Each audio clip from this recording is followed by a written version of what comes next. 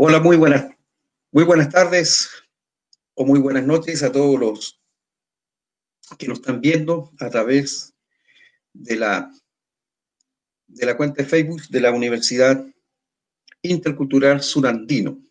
En esta oportunidad estamos reunidos con Juan Jacobo para iniciar un ciclo de charlas con motivo de que se presenta un nuevo escenario que es una constitución nueva para nuestro país.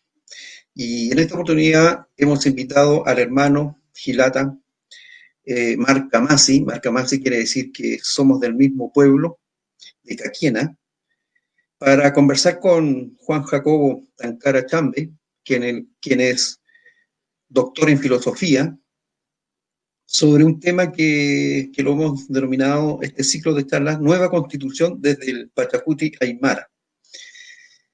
Y Juan Jacobo eh, en esta oportunidad nos une en un hecho histórico.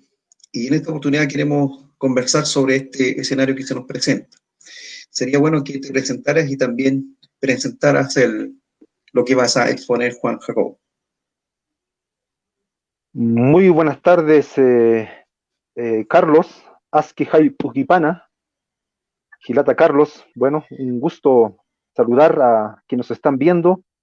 Y bueno, yo traigo una pequeña, yo diría un granito de arena, como decimos coloquialmente, un aporte para reflexionar, ¿no?, sobre este proceso tan complejo que estamos viviendo y desde la perspectiva de los pueblos indígenas, en este caso del pueblo aymara del norte de Chile, de la provincia de Parinacota.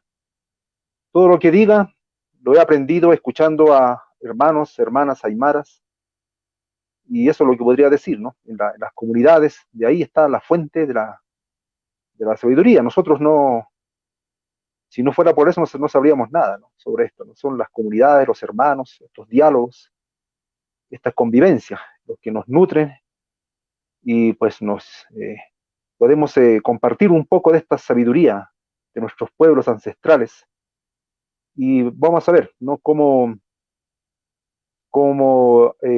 sería el aporte, ¿no?, de estos pueblos, especialmente de las provincias de Parinacota, ¿no? Hay que señalar porque nuestro discurso está situado en un contexto. Bueno, muchas gracias, Gilata Carlos, por la oportunidad. Bueno, hemos titulado el ciclo de charlas, en ella hemos considerado el concepto de Pachacuti. ¿Podríamos esbozar cuáles son los lineamientos, el concepto de lo que es el Pachacuti, hermano Jacobo? Bueno, el Pachacuti, el Pacha, tendría a ser, ¿no?, para los que, bueno, yo también, ¿verdad? Siempre hemos pasado en la escuela, ¿no?, por esta enseñanza occidental. Entonces sería como parecido al logos en griego, pero es más que eso, ¿no? Es el todo, el tiempo y el espacio, digamos. Es el todo viviente, ¿no?, que nos sostiene, es la vida. Y el Kuti es la revuelta, el cambio, la transformación, dar vuelta, ¿no? Había un aymaro, hermano quechua que decía, ¿no?, el Pachacuti es como una vuelta, ¿no?, y colocaba su palma, ¿no? Se, el mundo se da vuelta. Lo que está abajo pasa arriba, lo que está arriba pasa abajo. Como no se cree en la historia lineal del tiempo, sino en estos ciclos de Pachacuti, uno de los más grandes Pachacutis sucedió hace 500 y más años atrás, con la llegada del conquistador europeo, y se dice que estamos viviendo en estos tiempos un Pachacuti. Entonces el Pachacuti es la vuelta, la revuelta, es una gran oportunidad, además. Los griegos dirían el kairos, pero bueno, solamente para hacer alguna comparación, sin embargo, el Pachacuti es tiempo especial, es un tiempo especial de oportunidades para la reconstitución, para el resurgimiento, y emerge otro mundo, un nuevo tiempo. Y bueno, entonces eso sería el Pachacuti.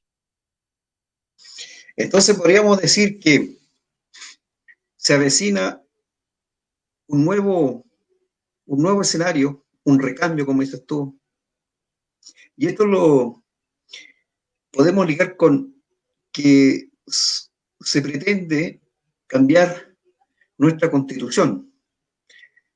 Y para ello sería bueno también saber ¿Qué es la Constitución? ¿Cuáles son los elementos que la contiene? ¿Para qué sirve? Bueno, en este sentido, como un ciudadano, sabemos, ¿no? Como ciudadanos y ciudadanas, sabemos que la Constitución es la carta fundamental, ¿no? Aquellas reglas que van a rayar la cancha. Es la madre de todas las leyes en el Estado, en la República de Chile, y se llega a ello por un pacto social.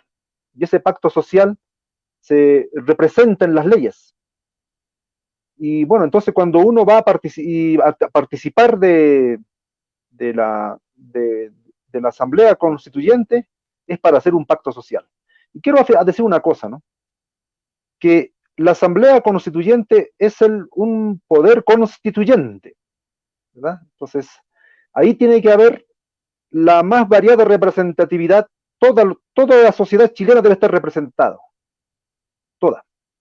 Entonces, de ahí surge una carta magna, conjunto de leyes que van a reglamentar la vida del país. Entonces, eso sería concretamente para no abordar más allá, pero bueno, quería hablar un poco del poder constituyente, del poder constituido, que en Chile ha venido a menos, ¿no? Porque la soberanía popular es lo que en Chile, digámoslo así, no ha participado, ¿no? En la constitución que tenemos. Pero bueno, lo dejo ahí porque para solamente decir que, como a grano de tu pregunta, es la carta fundamental, la madre de todas las leyes, podemos decir. O como dicen Claro, los abogados también. claro, es como un pacto social y político, ¿cierto?, de todos los grupos de interés que conforman un país. Sí, Y asumiendo eso, también están las distintas miradas. Y nosotros los pueblos indígenas también tenemos una mirada del mundo. Y eso lo llamamos la cosmovisión. La cosmovisión aymara. ¿Qué es la cosmovisión aymara y cómo se puede interrelacionar con una constitución? ¿Cómo puede estar ahí el espíritu de lo que es de nuestra mirada del mundo? Porque en el fondo la constitución es un pacto político y social político porque ordena toda una estructura de un conjunto de leyes, de un conjunto de instituciones. Y ahí tiene que caber miradas. ¿Cómo, ¿Cómo a partir de la cosmovisión aymara podemos nosotros incorporar en una eventual nueva constitución? bueno, una nota a pie, la palabra cosmovisión es una palabra que hemos incorporado, ¿verdad? Entonces, porque a mí siempre me gusta destacar esto de que la cultura aymara no es una cultura estática ni muerta, ni estancada, quiero decir, sino viva, que constantemente va interrelacionándose con otras culturas, aprendiendo, ¿verdad? Entonces no existe, porque si no seríamos seríamos fundamentalistas, ¿verdad? Entonces eso yo no creo que es la idea. La palabra cosmovisión se lo debemos a un filósofo, pensador alemán, Wilhelm Dilthey. Él decía en alemán, Weltanschauung, Weltanschauung, Welt, el mundo, y Anschauen es la mirada que tenemos del mundo, la contemplación del mundo. También una mirada hacia nosotros mismos. La cosmovisión implica una mirada integral, cultural, política, económica, ¿no? De esa manera habitamos el mundo, ¿no? Tenemos una concepción, una interpretación del mundo para poder vivir en él, ¿no? Buscando siempre afirmar la vida. Y sobre la cosmovisión andina se puede decir mucho, ¿no? Y esto, como lo puedo repetir, yo he vivido en Bolivia, ahora he estado en Perú, estoy en algún lugar de la sierra de Perú. Entonces uno aprende. Y por supuesto también leyendo a algunos hermanos que han sistematizado, filósofos. Bueno, pero para no dar más larga en este aspecto, vamos de una vez. Eh, Hay principios aymaras, andinos, quechuas, que son fundamentales, como el tema de la relacionalidad, que postula que nada vive por sí solo, sino que todos somos interdependientes, principalmente de la madre tierra. El otro principio es la correspondencia. Todo tiene su par, ¿no? En Aymara decimos chachaguarmi, varón, mujer. Nudo, cuando amarramos un saco, nudo hembra, nudo macho. Hay piedra hembra, piedra Exacto. macho. Todo tiene su correspondencia, arriba, abajo, muerte, vida, varón, mujer, divino, humano, bueno, malo, etcétera. Entonces, hay una correspondencia. Hasta la zampoña, es de Por par, supuesto, se toca exactamente, de par. exactamente. La complementariedad, ¿no? Que incluye a los opuestos. No, no se destruye a uno para que el otro salga victorioso. En este sentido, no es como el fútbol, digamos, ¿no? En el fútbol siempre hay un derrotado, ¿no? Qué lindo sería que después del juego todos ganáramos, hiciéramos una gran fiesta. Pero en la lógica Exactamente. occidental siempre tiene que haber un derrotado, ¿no? Es por eso que izquierda-derecha, ¿no? Entonces hay que acabar con la derecha, o hay que acabar con la izquierda, ¿no? Lo que estamos viendo en todo lo que es la constitución política del Estado. Vivimos en Chile una democracia controlada, tutelada, y una constitución que neutraliza la soberanía popular, porque el objetivo es exterminar, anular, al contrario, al opuesto, y no llegar a un consenso. Desde el mundo indígena nosotros hablamos de consenso. No, no se vale exterminar al otro, a la otra, sino llegar a un consenso. Por eso es que es importante el tema de estos principios como la complementariedad. Y después está la reciprocidad, ¿no? Decir la reciprocidad, todo lo que hagamos se devuelve. Así, por eso hacemos la pagua en Parinacota, ¿no? Y en Arica también, en Iquique, bueno, en varias partes, porque le convidamos comida a la madre tierra, le invitamos bebida.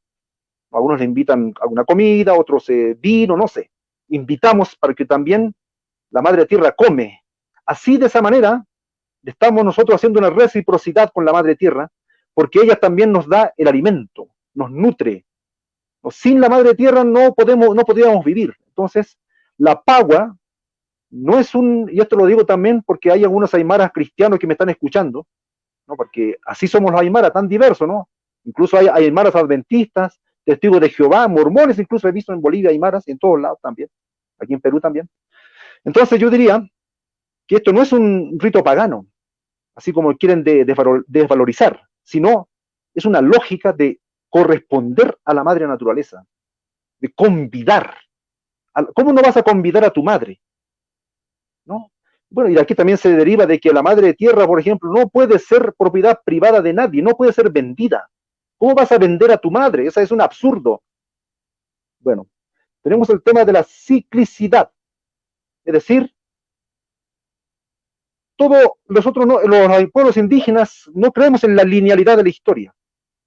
No, eso es una aportación, digamos, cristiana, occidental, que ha tenido su valor, pero que también nos lleva a lo que yo diría, no solamente yo lo digo, sino, bueno, uno siempre aprende de los demás, como les decía en un comienzo, nos lleva al mito del progreso. ¿Por qué mito en este caso?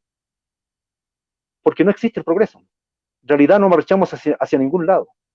Entonces, la linealidad de la historia nos dice, se vive una sola vez y después el juicio, el fin del mundo. Por eso es que los ideólogos neoliberales, aunque dicen que esa palabra es despectiva, discúlpenme, pero no me acuerdo de otra palabra para usar. Además, creo que es la palabra que por el uso se entiende. Discúlpenme si ofendo a algún neoliberal con esa palabra, pero los neoliberales, por ejemplo, algún ideólogo neoliberal hablaba del fin de la historia y que el último ser humano sería el liberal demócrata, ¿verdad? Aunque democracia en Chile se puede hablar muy poco porque es una democracia controlada, tutelada, y es una constitución más bien que neutraliza, como dicen los abogados, que son críticos, la democracia y la soberanía popular. De tal manera que la linealidad de la historia nos lleva hacia el mito del progreso, que no existe el progreso, o sea, no marchamos a ningún lado. Y es por eso que a un futuro que no existe, se sacrifica lo que existe, los recursos naturales, a la madre tierra, al ser humano. Lo sacrificamos ahora, queriendo alcanzar un futuro que no existe. Son ideas utópicas hacia el futuro. No es malo tener utopías, ¿no? La utopía es importante cuando uno lo ve como un horizonte para poder caminar, pero siempre hay que considerarlo como un horizonte y no como una realidad que se va a llevar a cabo. Sin embargo, los proyectos occidentales, llámese socialismo real, llámese liberalismo, neoliberalismo, apuntan a un progreso, a un futuro, a un reino de Dios, podemos decir en términos como se usa en la teología, pero ese reino de Dios nunca va a llegar. Y se sacrifica lo que tenemos ahora por alcanzar ese reino de Dios, digamos, que es el mito del progreso. Entonces, la ciclicidad nos habla de que más bien existe la historia en espiral, donde no retorna lo mismo, sino que retorna, todo retorna, pero de una manera nueva. Porque así es el ciclo también agrícola, ¿no? Todo retorna, ¿no? Todo es un ciclo de vida, porque el pensamiento indígena está apegado a la tierra, a la vida. De ahí saca sus categorías, no en abstracciones, no en inventos ni en mitos.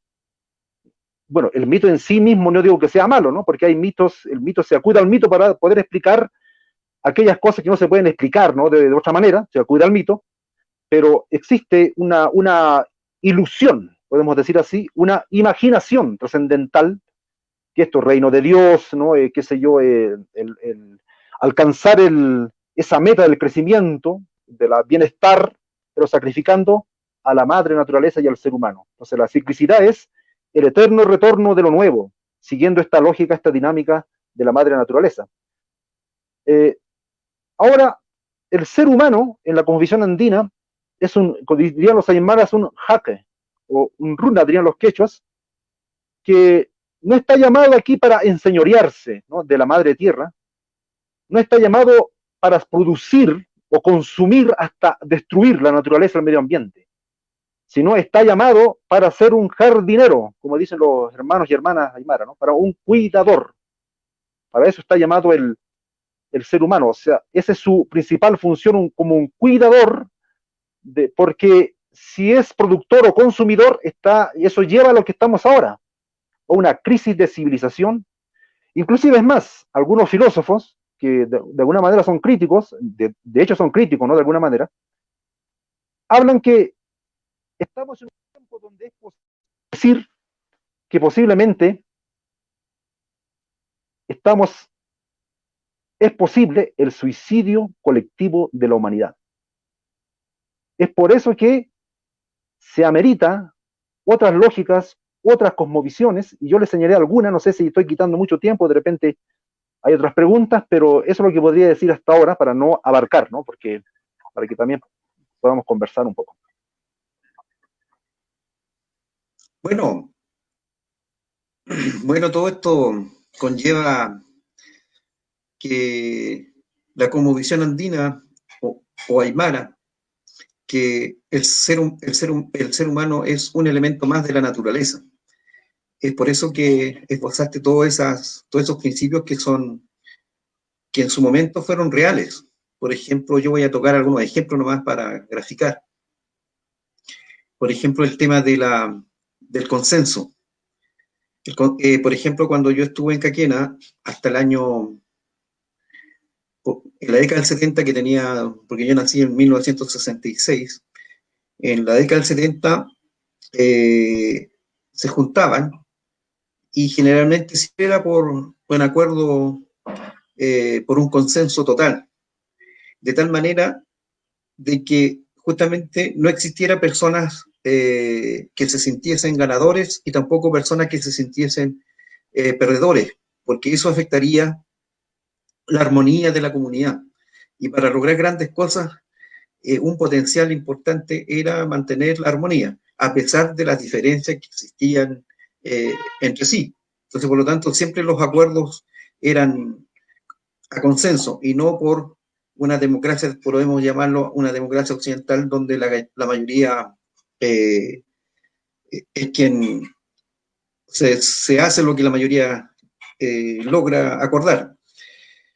Entonces, podríamos decir que la Constitución, en cierta medida, tiene que, como dice, constituir, o sea, de ahí nace. Entonces, el Pachacuti, que es un retorno, un recambio, es poder volver a aunar en un aspecto de armonía una nueva constitución.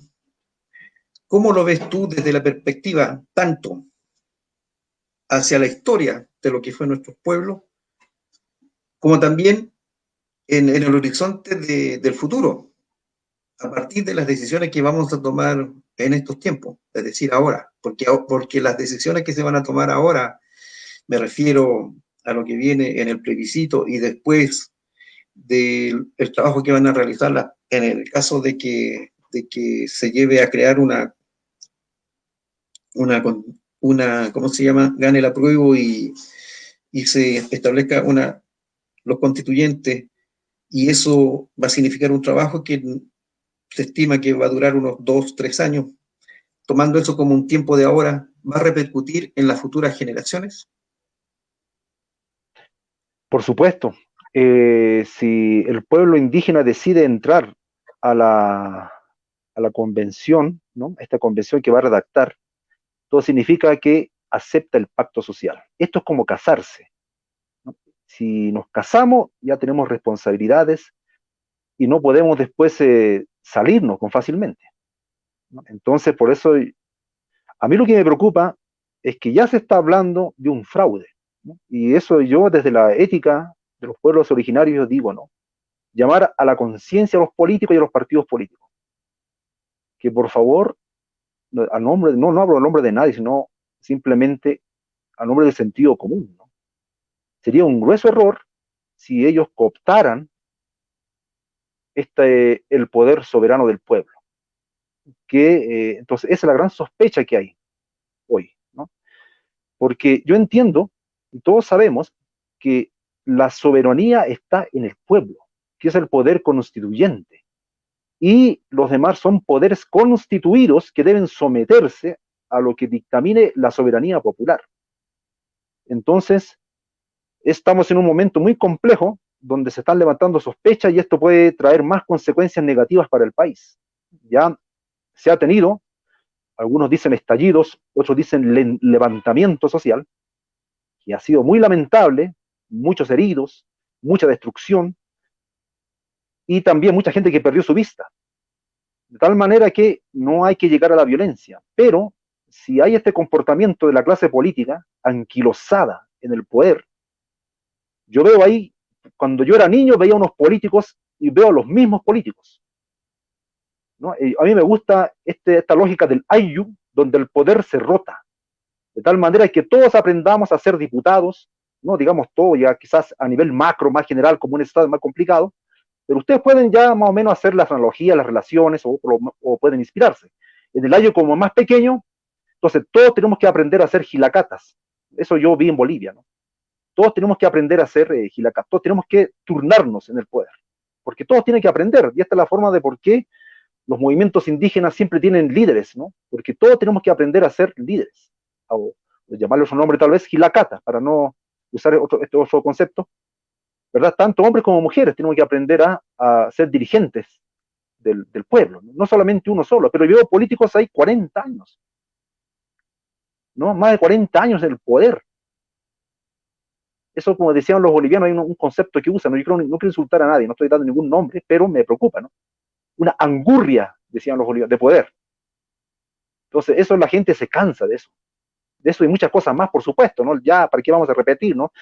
La educación más cara del mundo, una de las educaciones más caras del mundo, yo lo puedo decir porque estudié fuera, por eso mismo fui a estudiar fuera de Chile, porque en Chile no se podía pagar. Hay becas, me dirás, sí, pero mis padres eran del campo, no tenían educación formal, por lo tanto no me podían aconsejar. Mis hermanos no eran universitarios, entonces no me podían decir, mira, consigue esta beca o anda, búscate esta ayuda, no. Entonces tuve que ir a formarme afuera, a Bolivia, a Costa Rica, a Europa. De tal manera, ahí aprendí que la educación de Chile es una de las más caras y no es la más eficiente tampoco. Quizás, bueno, yo estudié ciencias humanas, tampoco digamos que se justifique. Ahora mismo vemos la universidad, y esto también debería ser tema de la Asamblea Constituyente, que no les preocupa la cultura local, especialmente la literatura, que es el otro campo que yo exploro, donde aprendo también, que no le interesa, por ejemplo, la producción de literaria local, porque hace poco tuvimos, ¿no? un encuentro en esa naturaleza, y veo que las universidades no tienen ese interés. No estoy criticando, no me lo tomen a mal, pero es lo que ve, es lo que se ve. Y alguien más me puede corroborar eso. Entonces, eh, pienso que ese es el nudo que estamos teniendo ahora, ¿no? Y los pueblos originarios tienen que preguntarse si quieren casarse con esta constitución, si quieren casarse, porque después no van a poder así nomás salirse y decir, no, yo la desconozco y punto, ¿no? Se van a casar, van a tener que asumir, cumplir. derechos y obligaciones, obviamente, y aceptan el pacto social. Porque hay otra visión que más bien, quizá no sé si, no puedo decir si es mayoritaria, minoritaria, no quiere participar, porque ya ve que es un engaño, ahí está, puede ser cooptado por los partidos políticos. Entonces, eso tenemos que reflexionar, las personas que pertenecemos a este pueblo, y además ver si a través de la vía constitucional o a través de la vía de una autoconvocatoria del pueblo aymara podemos también reafirmar nuestro pueblo como pueblo, ¿verdad? Porque ahora, siendo realistas, vivimos una desestructuración, un constante etnocidio del pueblo aymara. No estoy exagerando, ¿no? Muchos ya han asumido nomás que mejor ser chileno y olvidarse de ser aymara. Otros, como yo, estamos volviendo con fuerza, porque yo me crié hasta los 8 años, 7 años, allá en el altiplano, con ovejas, con llamas, en medio de los bofedales, en la cordillera y en la precordillera, ¿no? En los potreros de Putre, en los barrancos de Putre llevábamos las ovejas.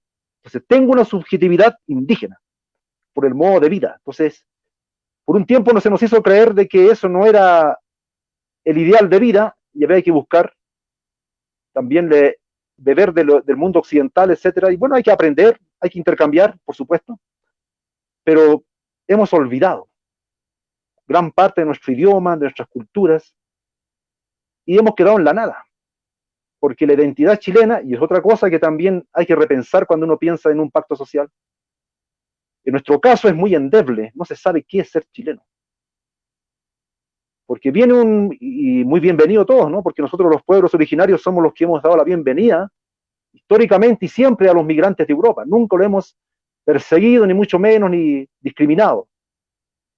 Pero cuando gente de este color de tierra que tenemos va a Europa o Estados Unidos, lo discrimina, especialmente en el norte, lo meten a la cárcel, ¿verdad? Pero los pueblos indígenas jamás hemos discriminado a los migrantes que han llegado. Entonces yo les decía, puede llegar aquí un alemán, nace su hijo y es chileno. Entonces, ¿qué es ser chileno? Es una identidad en constante construcción y no es una sustancia tampoco. Entonces, yo vi más por sentido común. Es más claro ser aymara que ser chileno. Ahora, ambas identidades, las identidades no son sustancias, como decía hace rato, sino que están en permanente movimiento, construcción, reconstrucción y alimentándonos de otras culturas también. Entonces, para evitar el fundamentalismo identitario. En fin, entonces, yo pienso que esta es una gran oportunidad. Siempre la constituyente es una gran oportunidad, pero siempre y cuando los partidos políticos anquilosados en el poder, no todos por supuesto, no quiero generalizar porque también hay buenos políticos, pero la ciudadanía, no yo, sino que la ciudadanía identifica como a la mayoría, con un 90% más de reprobación. Hace meses atrás había una encuesta, ¿no?, con más del 90% de reprobación para los partidos políticos y de los políticos. Transversal, desde la izquierda hasta la derecha. Yo creo que no todos son malos, hay muy buenos políticos, yo he conocido muy buenos políticos, por supuesto, no hay que generalizar. No quiero generalizar, eso sería un absurdo generalizar, pero es el juicio de la soberanía, del pueblo, digamos así.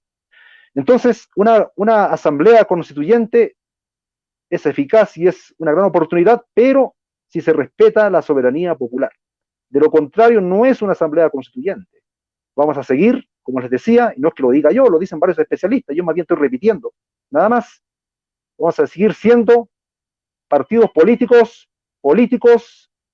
democracia neutralizada y nosotros ciudadanos neutralizados. Una constitución que fue creado para eso, para neutralizar. Si quien escribió la constitución, ustedes ya lo conocen, dijo que había que hacer la constitución de tal manera que en el caso que llegaran nuestros adversarios, nuestros opositores, no la pudieran cambiar.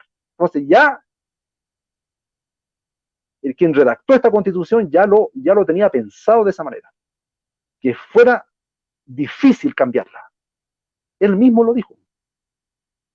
De tal manera que eso es lo que estamos viendo ahora. Estamos viendo una democracia tutelada y va a ser difícil romper eso. De ahí surge la sospecha, y yo le encuentro razón, no sé, yo sea por sentido común otra vez, como simple ciudadano, yo le encuentro razón a esa sospecha. No quisiera, digamos, decir que está mal, ¿no? Pero tiene que hacerse como corresponde. Eso es no hay que mentir, no hay que robar, no hay que ser flojo, ¿no? Estos principios incas, ¿no? Yo creo que justamente hay mucho de estas cosas, hay mentira, hay manipulación, y difícilmente se puede a veces, digamos, uno negar esta realidad. Entonces yo no sé, pero solamente digo al pueblo aymara, ¿no? Que tiene que pensar, reflexionar, todavía queda tiempo, y ver no que me dé, que yo quiera, porque mi opinión personal no vale, no es una opinión nada más. ¿Qué como pueblo queremos? ¿Vamos a casarnos? ¿Estamos conscientes? De repente es una gran oportunidad. Si se hace como corresponde, yo diría de manera personal, pero hay que pensarlo como pueblo. ¿Por qué? Porque en los pueblos indígenas somos comunitarios, no somos individualistas. ¿No? La ideología que ha dominado la Constitución dice, ¿no? La libertad individual, derechos individuales, yo, mi libertad infinita, ¿no? Entonces, cualquiera que haga una pequeña ley para favorecer a los desempleados, a los ancianos que no tienen pensión, para bajar el costo de la universidad, para fomentar el nuevo sindicato, cualquiera que saca alguna ley, ya, eso está en contra de la libertad y por lo tanto nos va a llevar al caos, a la destrucción. Esa ideología que creó la Constitución es ideología política. Entonces piensa de esa manera, lo ve todo en blanco y negro, ¿no? Piensa que cualquier reforma en dirección a lo social ya es el comunismo, ya es el totalitarismo, es la dictadura, va a Chilezuela, nos demonizan inmediatamente a los que queremos algún cambio. Ven el mundo en blanco y negro, ¿no? Es decir, si no es neoliberalismo, si no es mercado total, si no es crecimiento económico, no sirve. Si no es capital humano, no sirve. Hasta los seres humanos ya no somos seres humanos, somos capital humano, imagínense. ¿Verdad? Estamos en un mercado total, un mercado, yo diría, totalitario, dictatorial. Las leyes del mercado son las leyes que gobiernan el mundo, deciden la vida y la muerte. Los aymaras somos comunitarios, no creemos en ese yo, no creemos en el ego cogito ergo sum, como decía, ¿no? Descartes, sino creemos que es la comunidad lo que está en el centro. Y como comunidad, como pueblo, debemos tomar una decisión. Si esta asamblea, así como se está, ni siquiera se llama asamblea, ¿no? Es convención, hasta eso, hasta el nombre ya levanta sospecha. Ya ha levantado sospechas, ¿no? Yo estoy repitiendo lo que he escuchado de mis conciudadanos y conciudadanas, ¿verdad? De tal manera que como comunidad debemos pensar como pueblo, tanto hablamos que somos pueblo, como comunidad debemos pensar si realmente este es el camino que queremos para nosotros, para que se reconozca nuestra cultura, para que se reconozca nuestro idioma, hay que hacer un gran impulso a nuestro idioma, ¿no? Que realmente sea obligatorio en el territorio aymara que hablen el aymara, que sean bilingües o trilingües, ¿no? Porque después pueden aprender inglés. Si saben dos idiomas, aprenden rápido un tercero. Hasta mentalmente ayuda más a aprender dos idiomas. Sería una gran riqueza para el país. Bueno, en el sur hablarán el idioma de los pueblos, pero de los pueblos originarios que allá existen, pero en el norte el aymara, digamos. Nosotros mismos tenemos que matricularnos a estudiar el aymara. Nada está perdido, más bien todo es una oportunidad, ¿verdad? Y también si respetan nuestra territorialidad, ¿no? El convenio 169, qué sé yo, la Declaración de las Naciones Unidas sobre Derechos de Pueblos Indígenas, habla de la autodeterminación, incluso del autogobierno se puede interpretar. Entonces, tenemos que pensar como pueblo. Yo no puedo dar aquí directrices, ni manipular, ni mucho menos, simplemente reflexionar, ¿no? Si somos un pueblo, debemos ir con un pensamiento, en este caso, porque yo sé que también la naturaleza humana tiene diferencias, diversidades, y está bien, pero en este caso es una cosa muy importante. Tenemos que decidir si como pueblo nos vamos a casar con esta constitución o proponemos otra cosa. Tenemos el derecho a la autodeterminación. Jurídicamente, tenemos el respaldo para autodeterminarnos, políticamente, para empezar, obviamente que culturalmente, lingüísticamente, etcétera.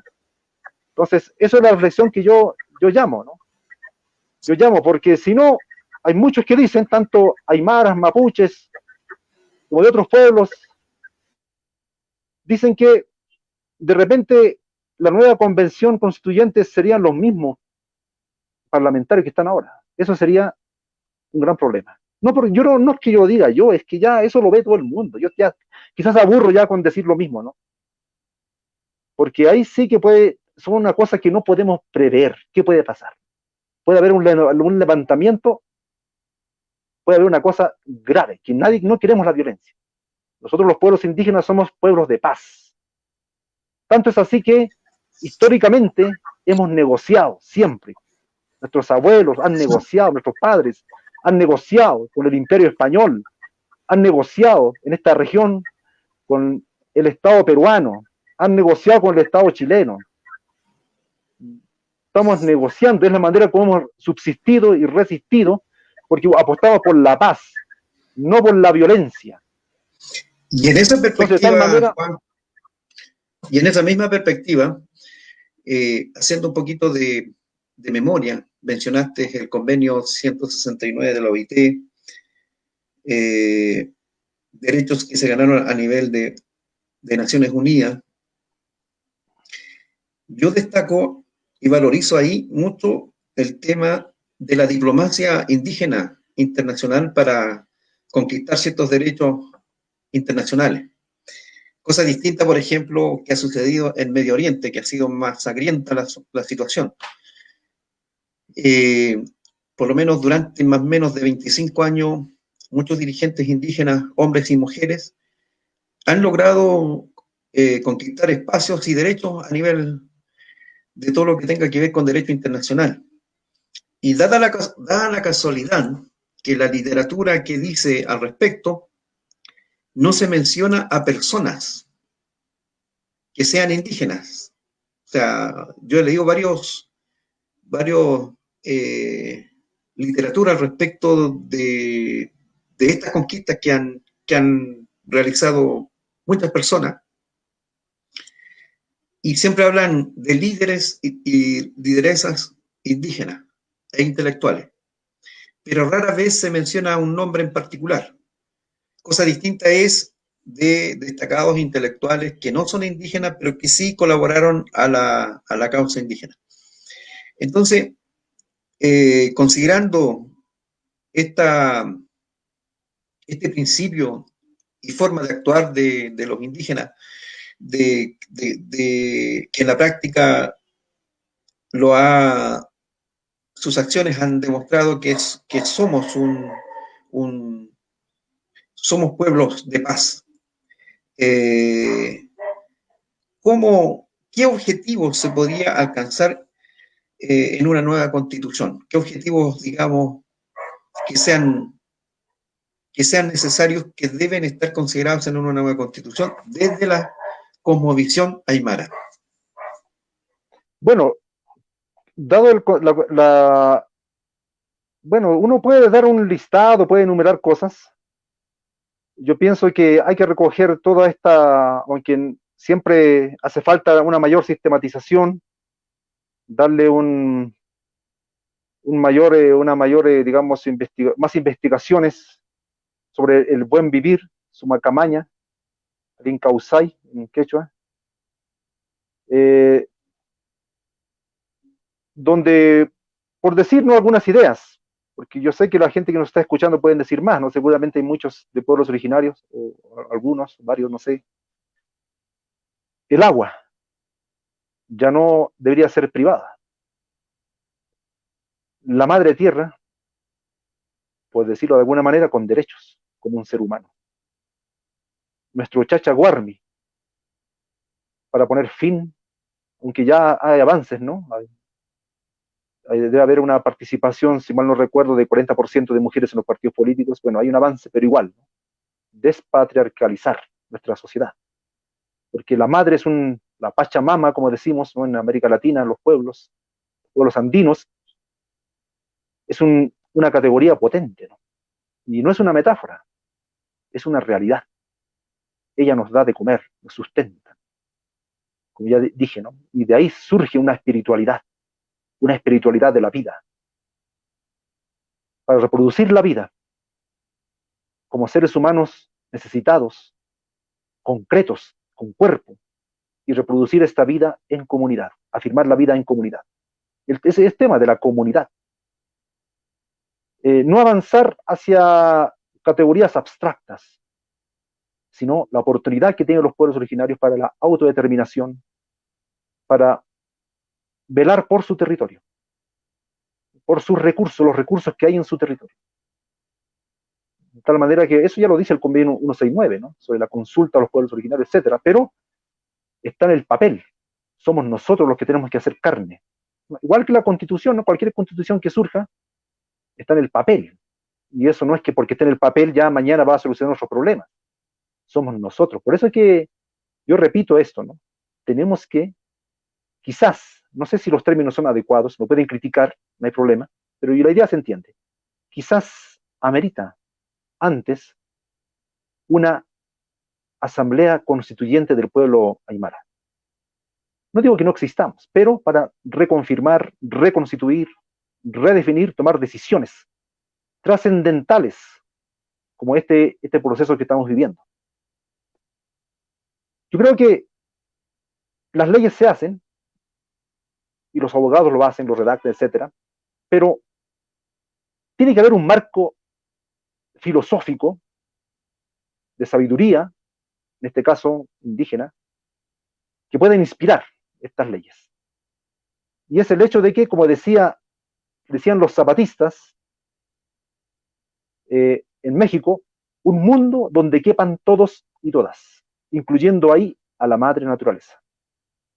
Yo pienso que ese debería ser la sabiduría, si quieren llamarle la filosofía, el principio de fondo de una nueva constitución.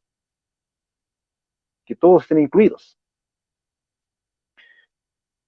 Va a costar, porque, digamos, hay una ideología occidental, como yo les decía, que privilegia el totalitarismo del mercado, apunta hacia un ideal utópico que es la competencia perfecta en el mercado. Todo lo que no es mercado no sirve, capital humano, ya lo señalé, progreso, el mito del progreso, la libertad individual, dicen, no, pero yo diría la libertad individualista. Entonces, eso choca frontalmente con la lógica de los pueblos originarios, porque choca el concepto de comunidad versus individuo calculador. Luego tenemos que la Carta Magna permita la sustentabilidad. Bueno, eso sería un término más, ya estoy repitiendo, ¿no? Lo que yo había dicho antes con esta relación que tenemos con la madre naturaleza. Bueno, yo no sé, uno podría decir muchas cosas, pero a mí no se me quita de la cabeza que se necesita una correlación de fuerzas para poder llegar a esto, una capacidad negociadora, que eso era hacer política. Pero nosotros tenemos que ir con una postura de comunidad, como pueblo tenemos que ir. Porque, bueno, alguien tal vez puede arrogarse la representación del pueblo aymara y puede ir, ¿no? Los partidos políticos lo pueden sacar, pero yo creo que no tendría legitimidad. Y ya estaríamos empezando mal. Entonces, uno puede hablar muchas maravillas de hacer una nueva constitución. Otro detalle, es que las constituciones no son eternas. Algunos piensan, dice, la nueva constitución ya de aquí a 50 años más, ¿no? Depende otra vez de la soberanía popular. Depende otra vez porque surgen nuevos derechos. Antes no existían el derecho, por ejemplo, ya para hacer más, ir más allá, el derecho de la madre tierra, que una constitución lo debería tener. Surgen nuevos derechos, cambian las coyunturas y las constituciones pasan. Y es necesario las reformas. Claro, no siempre se hacen asambleas constituyentes, pero se hacen reformas, ¿no? Ni siquiera la constitución que tenemos en Chile, que era para que no la cambien, igual sufrió muchas reformas, muchísimas reformas. porque no se adaptaba pues a los tiempos que vienen, a la coyuntura, quiero decir, a la nueva coyuntura social o a la nueva situación, digamos mejor. Entonces tuvo muchas enmiendas, pero ya no, ya esta, digamos, esta carta magna, este rayado de cancha ya no se sostiene. Ya no se sostiene, eso creo que ya lo han dicho de todos los sectores políticos y también ciudadanos, pueblos indígenas, de tal manera que es necesario escribir una nueva constitución. Ahora, una nueva constitución tampoco significa que no se toma en cuenta la constitución anterior. Hay cosas pues que si son positivas se rescatan.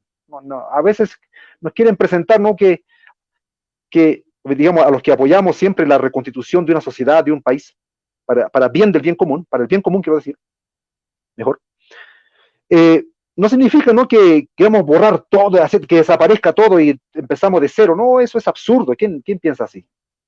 En ninguna parte ha sucedido eso, ¿no? Ni en Ecuador, ni en Bolivia, ni en ninguna parte ha pasado eso. Estos países que han tenido asamblea constituyente. Sino, siempre se toma en cuenta por toda la constitución anterior y se va incorporando. Bueno, se escribe de nuevo una nueva constitución, pero no significa borrón y cuenta nuevo necesariamente. ¿No? Eso también ya es propaganda política. Tampoco hay que demonizar, digamos, ¿no?, de que va a venir el caos, el fin del mundo, como les decía, ¿no? Hay cierta ideología, ¿no? Yo diría un poco fundamentalista y extremista, ¿no? Yo creo que no hay que caer en los extremos, ¿no? Que dicen que si ya es el fin de Chile, el fin del mundo, el caos, y como eso asusta, entonces ya hay que sacar al poder represivo, o sea, a la represión. Por eso se reprime tanto, ¿no? Porque se piensa de que viene el fin del mundo, cuando no viene el fin del mundo, sino que el pueblo va a dar un nuevo impulso para que este país siga adelante, ¿verdad? Entonces no es el fin del mundo, no es una gran oportunidad, es una gran oportunidad, es un kairos, como decían los griegos, ¿no? Es un kairos, un tiempo único, un tiempo importante, un tiempo oportuno, es una crisis, bueno, se sabe, hay grandes oportunidades, de tal manera que no hay que demonizar tampoco esta posición, de tal manera que, vuelvo a repetir, ¿no?, uno puede decir muchas cosas que quieren la Constitución, pero todo depende de la correlación de fuerzas. Es por eso que tenemos que ir como pueblo. Eso es digamos, lo que yo pienso. No de manera Yo de dirigentes puedo, individuales, sino el pueblo tiene que sacar lo que realmente va a ir a discutir a la Constitución. No que sea una idea del dirigente o del político, una idea que a él se le ocurra. Incluso por más que tenga buenas intenciones, tiene que emanar en este caso, de la soberanía del pueblo aymara, tiene que emanar lo que el pueblo aymara quiere. Por eso hay que hacer una gran asamblea del pueblo aymara para ver cómo enfrentamos esta situación, ¿no? Esta nueva realidad que tenemos ya muy cerca, y viendo los pros y los contras, y también no siendo ingenuos, sabiendo que hay por ejemplo, fuerzas que van a intentar evitar esto, que van a poner piedras en el camino, que van a intentar sabotear, que van a intentar incluso, ahí tenemos los medios de comunicación, que es una manera también, no quiero generalizar, ya yo creo que la gente ya que escucha entiende, ¿no? Yo me refiero a las grandes corporaciones que sirven en algunos casos, o yo diría en muchos casos, o en la mayoría de los casos, como se ven en muchos países de América Latina, para neutralizar la soberanía popular, con la desinformación, la manipulación, la mentira que circula a través de los medios de comunicación. Vuelvo a repetir, porque no quiero tener problemas, ¿no? No todos. Hay medios de comunicación, así como hay políticos buenos, también hay o sea, políticos, digamos, que hacen bien su trabajo, porque eso de bueno o malo, bueno, es una categoría muy grande, solo la Pachamama nos puede decir, ¿no? Nuestra divinidad, a Chachilanaca, a Huichanaca puede decir, ¿no? Si estamos viendo, somos buenos o malos, pero políticos que hacen su trabajo, bien, relativamente bien. Y también hay medios de comunicación que hacen su trabajo de informar, de no parcializarse, pero también hay medios de comunicación que han jugado un papel político, como ya lo han dicho presidentes y otros líderes políticos, han, han jugado el rol político, ¿no? Son actores políticos, los medios de comunicación. Entonces, eso también va a estar en contra. Va a haber demonización, etcétera, ¿no? Entonces, quizás a la izquierda, ¿no? Más. Por eso es que los pueblos indígenas tenemos que nosotros tener esta de la cordura, del equilibrio, llevar al consenso, de la ética. Los pueblos indígenas tienen una reserva moral muy grande. Y pienso que si los pueblos indígenas no están en esta asamblea constituyente o convención constituyente, yo creo que sería una pérdida muy grande. Sería prácticamente un gran problema, un gran dilema. Pero en fin, disculpa, pero quería terminar la idea. Claro, yo recojo de todo lo que has señalado, tres elementos importantes. Uno, que todo esto debe nacer de un piso que se llama legitimidad, es decir, que nazca de todos los ciudadanos y ciudadanas. En este caso, llamemos así, del pueblo aymara. Es decir, que tenga una participación y una base legítima para poderlo incorporar en la nueva constitución. Pero también es importante señalar que no es los elementos que se ponen en discusión no son unos elementos que van contrario al no indígena, sino que también lo beneficia. Por ejemplo, el tema, que es el otro elemento que yo destaco en lo que tú señalas, es la incorporación del respeto a la naturaleza. Y el respeto a la naturaleza es, por ejemplo, situaciones que están viviendo muchas personas, producto de la contaminación, producto de la escasez de recursos hídricos que a veces están controladas por un grupo de personas que son dueños de los derechos de agua y otras personas no tienen este vital elemento para vivir. Entonces, el otro elemento fundamental es el respeto a la naturaleza. Y un elemento muy básico, por ejemplo, yo hice una práctica de consultar a las personas, ¿qué es lo más importante para ti para vivir? Ojo, para vivir, no para tu vida. Y dieron una multiplicidad de respuestas. Y yo le dije, oiga, ¿usted viviría sin aire? Y claro, ahí se dieron cuenta de la importancia de la naturaleza. O sea, nosotros no podemos vivir sin aire. Duramos 2 minutos o 3 minutos. Y después, si no tenemos el recurso, el agua propiamente tal, podremos aguantar 6 días. Y así sucesivamente, alimentos, etcétera, etcétera. Entonces, por lo tanto, en vez de cuidar algo que nos entrega, que nos da, que nos proporciona para indígenas o para no indígenas, porque todos consumimos aire, es la naturaleza y nosotros la estamos dañando. Y eso, no es, y eso debiera ser un motivo de reflexión y análisis y debiera estar resguardado en una instancia mayor que es la Constitución. Y el otro elemento que puso en práctica hoy en día, que son el derecho de vivir en comunidad, los derechos colectivos.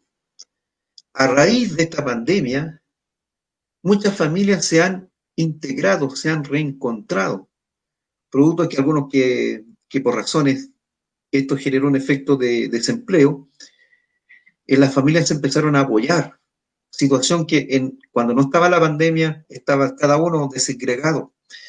Y ahí entendieron que la empresa depende de los consumidores, porque muchas empresas en este momento bajaron su producción producto de la baja de las ventas. Y entonces vemos que la comunidad, todos dependemos. Tú decías, ¿verdad? Uno de los principios es la relacionalidad. O sea, todo está relacionado. O sea, lo que le afecta a uno, de alguna u otra manera afecta a los demás. Algunos en mayor grado y otros en menor grado, pero en cierta medida todos salimos afectados. Y entonces, el mensaje que yo quiero señalar, que lo que los pueblos indígenas están clamando de una participación en la nueva constitución no va a dañar a nadie, no va a dañar en la esencia al país. Por el contrario, va a ser una garantía de proyectar las futuras generaciones de Chile. Va a afianzar la comunidad chilena, la sociedad chilena en su conjunto, producto de estos principios que los pueblos indígenas tienen. ¿Cómo lo ves tú, eh, esta perspectiva de que lo que quieren incorporar los pueblos indígenas en esta nueva constitución va a ser positivamente también para el beneficio de la sociedad chilena en su conjunto?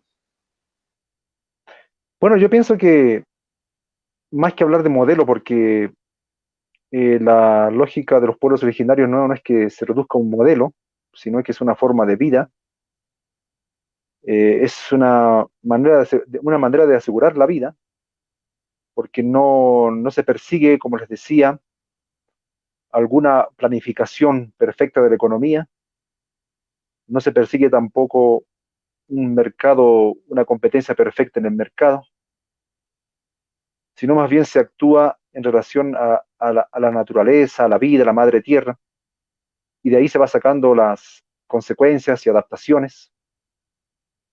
Entonces yo pienso que hay una potente contribución que hacen los pueblos originarios, yo creo, más allá de una constitución, bueno, no es que no sea importante, por supuesto que es muy importante, ¿no? Pero quiero decir, yo veo un proyecto que se puede construir un proyecto civilizatorio, por eso es más allá, porque estamos viviendo una crisis de todos los paradigmas. No funcionó el socialismo, que llaman socialismo real, vemos que el neoliberalismo hace aguas por todos lados, se concentra la riqueza económica, el poder, guerras, hambre, incluso se, se ve que hay seres humanos que ya no son necesarios. Se destruye, para sacar los recursos, se destruye a la madre naturaleza. En fin, ustedes ya saben, ¿no? De tal manera que hay una gran, un aporte de visión, y un aporte de visión, de cosmovisión, como dijimos al comienzo, que pueden hacer los pueblos originarios. Y eso lo tienen que tomar en cuenta en una constitución de un país en estos tiempos. De tal manera que es un aporte grande, pues la concepción de los principios de los pueblos originarios. Ahora, estos principios, si son primero que nada un principio de vida, también se pueden traducir como principios éticos, pero de una ética de la vida, no de una ética formal, de procedimiento, sino una ética de la vida. De tal manera que, como tal, tiene pretensión de universalidad. Es decir, no es que esto valga solamente para los pueblos originarios, sino que vale para la humanidad. Está todo lo que hay, se habla del buen vivir, como ya lo señalé, ¿no? De que es importante asegurar la nueva generación, no podemos nosotros acabar a nombre de los recursos naturales, a acabar con la madre tierra ahora. Eh, tenemos que de, pensar en la convivencia, porque hablábamos del principio de relacionalidad, tenemos que aprender a convivir, es una cosa de convivencia. Existen diferencias, existen luchas seguramente, pero se llega a un momento de un esfuerzo por encontrar el equilibrio, la armonía, que no digo que se llegue y se termine, no, sino otra vez viene la diferencia y otra vez se busca el punto de encuentro. Es como el tinku, ¿no? Ese baile. Los aucas se pelean, pero llega un momento también del reencuentro, intentando buscar siempre el punto medio. No se consigue definitivamente, pero hay un esfuerzo por llegar ahí. Hay una lógica por asegurar ese equilibrio, esa armonía. Vuelvo a repetir que no es que uno llegue y se acabó, porque sería algo demasiado fantasioso, pero sí es la lógica, ¿no? De buscar el encuentro que tantas veces hemos señalado en esta oportunidad. De tal manera que, en general, ya para qué voy a repetir, en la cosmovisión, eh, esta relación con la madre naturaleza y todo lo que hemos hablado, estos principios, pueden ser la contribución, pueden ser también el alma de una nueva constitución política del Estado. Después, por supuesto, que hay otros elementos que son importantes y que defienden los derechos de los ciudadanos. Lo que se habla, se dice, y uno lo puede constatar también leyendo la Constitución, que es necesario garantizar derechos al ciudadano. Es decir, lo voy a resumir con una idea para no alargarme mucho ni aburrir. El ciudadano, un ciudadano debe considerarse un ciudadano por su calidad de ser un ser humano y no por su capacidad de ser propietario privado o su capacidad de consumir en el mercado. Es decir, lo que se está viendo la tendencia de ahora, con este modelo predominante, es que se considera ciudadanos a quienes son capaces de consumir o son capaces de su propiedad privada, ¿no? Entonces, eso reduce la categoría de ser humanos. Habría que volver a que, también lo dicen los pueblos originarios, un ciudadano vale más por su calidad de ser humano y no por su capacidad de cómo participa en el mercado, de su capacidad para, etcétera, para participar en el mercado con toda la lógica que esto conlleva. Entonces, ahí se resumiría, ¿no? O se sintetizaría la propuesta desde los pueblos originarios.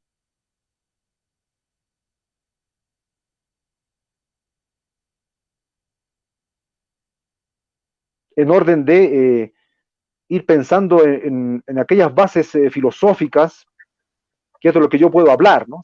Me contaste que este ciclo incluye quizás no, efectivamente, como se puede ver, incluye a abogados que vendrán a hablar de un punto de vista ya más jurídico, pero lo que estamos hablando ahora, lo que estamos intentando transmitir, porque esto no es nuestro, sino que lo aprendemos de la comunidad, de las personas, de Yatichiri, Naka. Entonces, eh, transmitimos solamente lo que es los principios de la cosmovisión, en este caso, aymara, andinas, y tendría que estar este espíritu, esta alma, este ahayu, cuando se redacte una nueva constitución, porque son aportes que no son aportes que se pueden relativizar, sino que son, como les decía hace rato, de una ética de la vida, de unos principios fundamentales para asegurar la vida, ¿no? Lo que hablamos de que la madre tierra no está a disposición para explotar sus recursos, sino que debe ser respetado como una madre, como un ser humano. En fin, entonces son bases fundamentales para que la vida sea posible, ¿no? Esto el ser humano, como dicen, ¿no? Los de ciencias políticas, somos animales sociales, como dicen, ¿no? Decía Aristóteles, de tal manera que no podemos imaginar digamos, a un ser humano único, ¿no? De este darwinismo, se puede decir así, ¿no? Donde la lucha de todos contra todos en el mercado y gana el más fuerte. O sea, eso nos va a conducir al suicidio finalmente, ¿no? Y es más que lo que decía el obispo sudafricano Desmond Tutu o la tradición Ubuntu en África: yo vivo si tú vives, yo soy si tú eres. ¿No? En la medida que niego al otro, a la otra, entonces me suicido. De tal manera que es asegurar, para asegurar mi vida, yo debo asegurar la vida de la otra persona, de la madre naturaleza, porque si no, es mi acabose. Entonces, esta es una ética de última instancia, una ética de la vida, por eso se le llama, eso no me lo invento yo, ¿no? Algunos filósofos, ¿no? Que hablan de una ética desde la filosofía latinoamericana y digamos, de esta postura descolonizadora se habla de una ética de la vida, de una ética que asegure la vida, como decían otra vez, ¿no? Esto como estamos hablando aquí desde los pueblos originarios, como decían los zapatistas en México, ¿no? Un mundo donde quepan todos y todas, incluido ahí la madre naturaleza. Eso es lo que podría compartir, estimado Gilata Carlos. Bueno, Juan Jacobo, agradecer tu opinión, tus recomendaciones, reflexiones, y también decir a la comunidad en general, a los gilatas, cuyacas, hermanos, hermanas del pueblo aymara y de los pueblos indígenas, de que este proceso que se avecina va a ser histórico y va a ser trascendental. En consecuencia, hay que pensar, reflexionar y por lo menos algunos lineamientos que dio Juan Jacobo en el sentido de que esta constitución significa que si participamos nos vamos a comprometer, y para eso es importante que exista una asamblea constituyente aymara, es decir, si se lograse determinar ciertas personas que quieran participar en la convención constituyente, tenga una legitimidad en el aporte, en los contenidos que van a servir no solamente a los indígenas propiamente tal, sino también a la sociedad chilena en su conjunto, en donde se va a generar lo que es la constitución, donde vamos a constituir, ¿cierto?, un país donde todos los sectores y todas las naciones debieran estar incorporadas allí. Bueno, estamos llegando, pasando la hora. Eh, tus conclusiones y reflexiones finales, Juan Jacobo, para estas primeras jornadas de este ciclo de talleres. Bueno, solamente se me ocurre decir que yo también lo estoy haciendo, ¿no? De descolonicémonos nosotros mismos, ¿no? Internamente. Lo que significa, decía un filósofo boliviano, decía, ¿no? Que debemos limpiarnos, ¿no? Nuestro cuerpo, nuestra alma, bueno, funcionan juntos, no hay esa separación, pero por motivos a veces de explicar las realidades se diferencian, pero limpiar nosotros mismos, ¿no? Purificarnos, de tal manera de nosotros ser mejores personas, de poder actuar de una manera llevando la paz, llevando la, la esperanza a las personas, ¿no? Pero aún así existen las luchas políticas, pero hay que hacerlo fieles al pueblo, fieles a lo mejor de nuestras tradiciones y respetando estos principios que yo creo que no son solamente para los pueblos originarios, sino que son principios de vidas. Y tener siempre esta disponibilidad para hacer intercambio, aprender también de otras culturas, porque otro de los principios de los pueblos originarios es también la incorporación de elementos que antes nos eran ajenos, extraños, los incorporamos, pero en un proyecto de afirmar nuestra vida. Entonces yo creo de que tenemos una gran responsabilidad, tenemos un tiempo de reflexión y que esta reflexión al mismo tiempo personal sea comunitaria. No olvidemos que lo que nos diferencia del proyecto económico y político actualmente vigente y dominante es que nosotros somos un pueblo comunitario, comunitario, de tal manera que hay que regresar al Ayllu, como decía por ahí un aymara boliviano, ¿no? Es el retorno al Ayllu, lo que es la reconstitución, él lo decía, creo, sí. Entonces, lo que es la reconstitución de nuestros pueblos y donde nosotros tenemos una participación. Somos muy importantes y pensemos en las nuevas generaciones. Tenemos que quizás hemos hecho poco, eso seremos juzgados en algún momento, yo creo. La historia, como dicen algunos, o la comunidad, pero aún así todavía podemos, tenemos fuerzas, jamás. Entonces, dejemos, hagamos algo desde nuestra generación, ¿no? Y yo creo que la gran tarea es la reconstitución del pueblo aymara, el retorno al ayllu. Eso es lo que los jóvenes de ahora pueden aprender sin ser discriminados, pueden aprender el aymara, tienen un poco más de movilidad, cosa que en mi generación yo me creí en la dictadura, de tal manera que teníamos menos capacidad de movilización, de poder plantear nuestras ideas, de pensar libremente, de tal manera que la generación de ahora puede hacerlo un poco más, se respeta un poco más las libertades, de tal manera que ellos van a tomar la posta, pero nosotros tenemos que esforzarnos por dejar algo.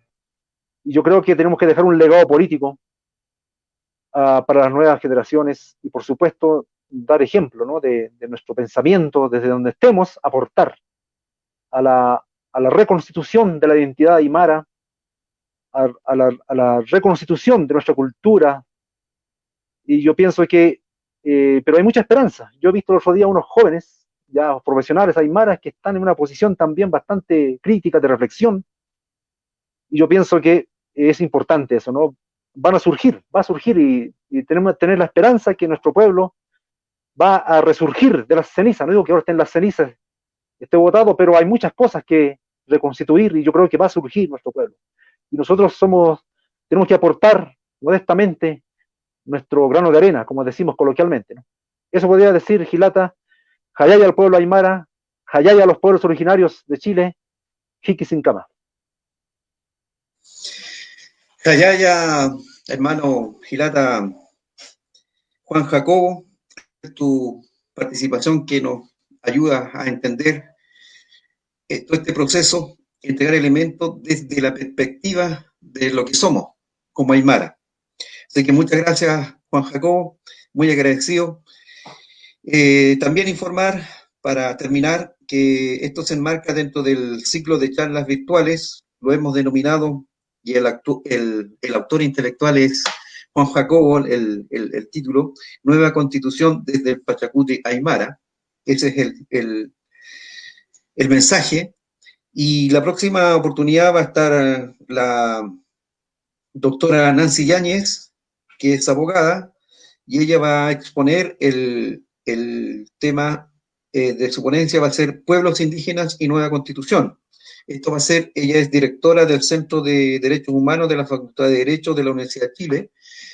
Ella va a exponer este tema el día martes 22 a las 11 de la mañana. Y también agradecer muy fuertemente a Bosco, que está haciendo el aporte técnico, no se ve, pero el agradecimiento a él, y muy especialmente a la Universidad Intercultural Surandino, que nos ha permitido llegar hasta todas las partes donde nos están escuchando y viendo esta charla. De mi parte, muy agradecido y nos estaremos encontrando la próxima oportunidad. Muchas gracias, buenas noches.